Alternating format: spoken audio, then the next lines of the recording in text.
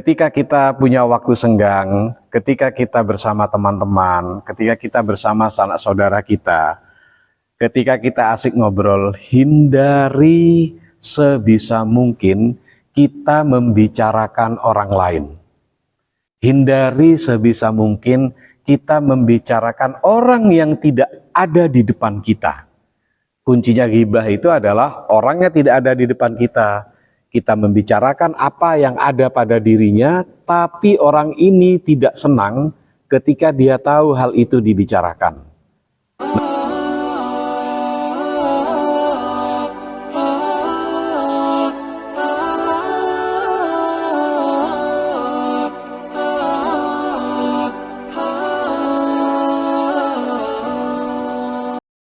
Assalamualaikum warahmatullahi wabarakatuh.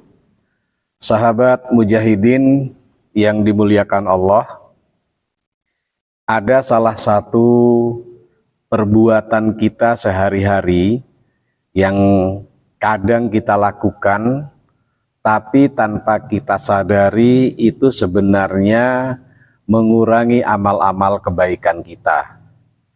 Dan apabila perbuatan ini kita lakukan ketika kita menjalankan ibadah puasa, ini bisa mengurangi pahala puasa kita, bisa mengurangi keutamaan puasa yang sedang kita jalankan. Perbuatan ini sederhana dan terkesan ringan atau bahkan remeh, yang dalam agama itu disebut dengan ghibah. Nah, ghibah ini kan bahasa yang sudah cukup familiar di kalangan anak-anak muda, bahkan menjadi bahasa sehari-hari untuk menyebutkan seseorang yang menceritakan orang lain. Namun, ghibah dalam definisi agama itu tentu agak berbeda ya dengan ghibah dalam pengertian anak-anak milenial sekarang yang sangat mudah sekali bilang lo gibah banget gitu loh, atau ada temennya bicarakan temennya lo gibah banget gitu. Nah, sebenarnya tidak salah amat, karena kalau kita mendefinisikan gibah, apa sih gibah itu? Gibah itu ada disebutkan definisinya dalam Al-Quran, kemudian ada juga yang sangat jelas dijelaskan oleh Nabi dalam salah satu hadis yang diriwayatkan dari Abu Hurairah. Dalam Al-Quran disebutkan begini, dalam surat Al-Hujurat ayat 12, A'udzubillahi minasyaitonirrajim, Bismillahirrahmanirrahim. Ya ayyuhalladzina amanu jtanibu katsiran minadh-dhanni inna ba'dadh-dhanni itsmun wala tajassasu wala yaghtab ba'dukum ba'dha. Ayuhibbu ahadukum ayyakula lahma akhihi maitan fakarihtumuhu wattaqullah innallaha tawwabur rahim. Ayat ini menjelaskan bagaimana posisi ghibah dalam kehidupan kita sehari-hari. Posisi ghibah sebagai sebuah perbuatan yang harus kita hindari.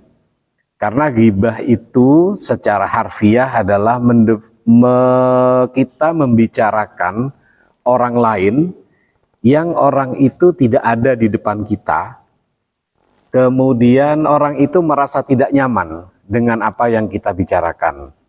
Nah, apa yang kita bicarakan? Apakah kita membicarakan hal-hal yang tidak terjadi pada dia? Enggak.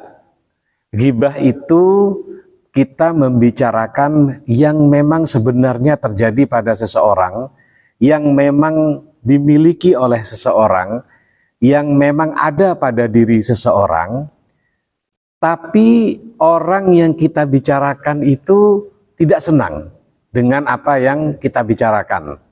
Contohnya begini, saya membicarakan Fulan tidak ada di depan saya. Yang saya bicarakan adalah apa yang pernah dia lakukan, atau dia memiliki sesuatu, misalnya kekurangan, misalnya aib dia, misalnya dia pernah melakukan satu kesalahan atau satu keburukan yang itu menjadi aib buat dia. Nah, Ketika tidak ada si fulan ini, saya membicarakan dengan orang lain, kemudian pada akhirnya fulan tahu, fulan itu tidak suka dengan yang saya bicarakan. Kenapa? Ya, dia merasa tidak nyaman. Nah, ketika si fulan ini merasa tidak nyaman dengan yang saya bicarakan tadi, itu adalah bagian dari ghibah. Nah, ghibah ini bukan hanya dilarang dalam agama, karena ghibah itu mudorotnya lebih besar dibandingkan manfaatnya. Bahkan nyaris ghibah itu tidak ada manfaatnya. Kenapa?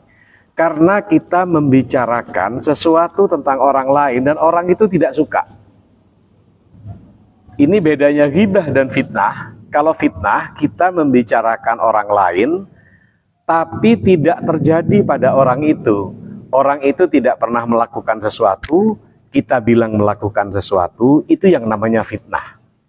Nah, ghibah ini banyak terjadi di sekitar kita, baik itu kita sadari atau tidak, karena selalu menyelip di antara pembicaraan kita sehari-hari. Kita lagi kita lagi kongko-kongko, kita lagi duduk ngobrol, kemudian kita lagi happy-happy ya dengan teman-teman. Kadang-kadang kita itu tidak sadar kalau kita malah membicarakan orang.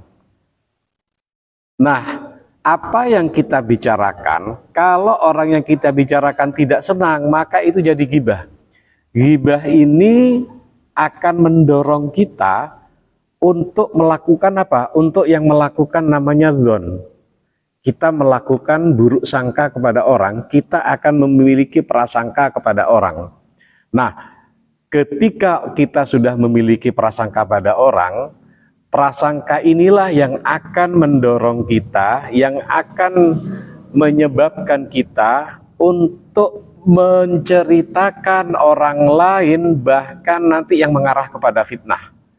Makanya dalam Al-Quran disebutkan, ya ayyuhalladzina amanu jtanibu katsiran minadz-dzanni. Wahai orang-orang yang beriman, hindarilah olehmu katsiran minadz-dzanni. Katsiran minadz-dzanni itu kalau kita terjemahkan secara bebas, maknanya itu kamu sering-sering berprasangka kepada orang.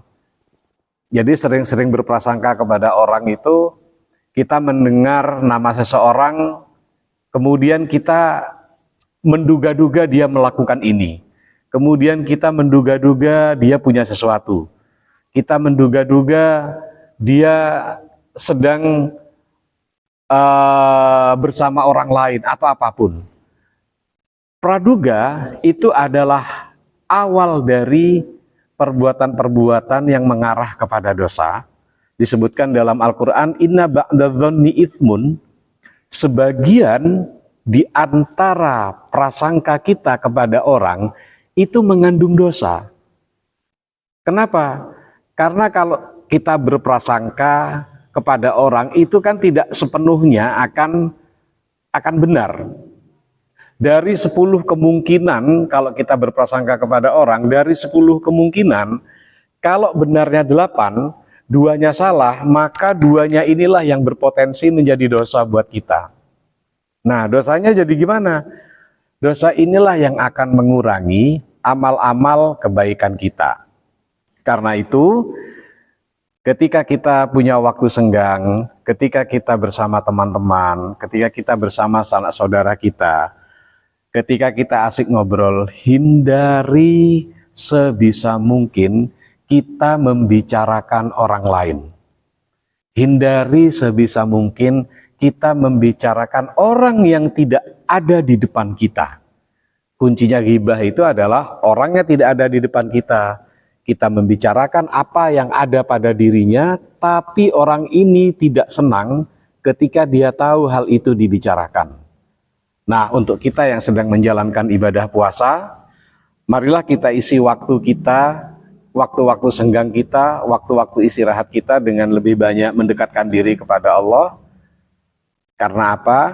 Karena minimal kita bisa menghindarkan diri kita dari satu perbuatan yang mungkin sangat remeh buat kita karena tidak kita sadari yang namanya ghibah ini.